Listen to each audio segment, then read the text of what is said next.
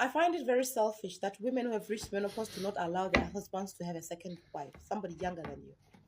Polygamy had a purpose, my ladies. You do not satisfy him sexually. The older the man gets, the more sex they want.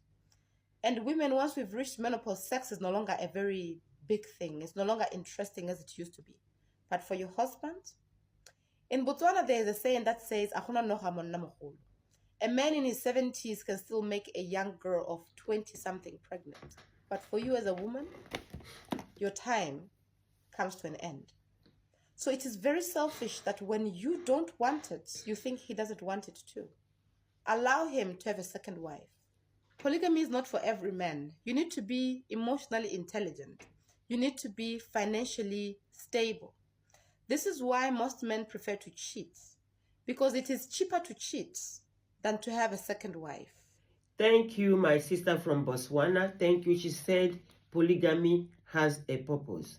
And I want to read you Quran chapter 4 verse 3. It says, and if you fear that you shall not be able to deal justly with the orphan girls, then marry other women of your choice, 2 or 3 or 4. But if you fear if you fear that you shall not be able to deal justly with them, then marry only one. You see, Quran is a total way of life. It explains everything that we're supposed to be going through in this life. You see, I want to cite this two Baba and Annie Idibia's divorce going on right now. I'm on the side of the women. I see Annie's situation. Why will you use because of a man's behavior and you are taking substance? You put yourself in the line to take something so that you can endure. You see, men are polygamous by nature. 98% of them. There are some of them, Muslims, that fall into, I don't want wahala, I just want only one wife. And you see some people like, they are not reading this Quran. Allah says, you must be just. You must be capable. Polygamy is not for everybody. You see some people that are selling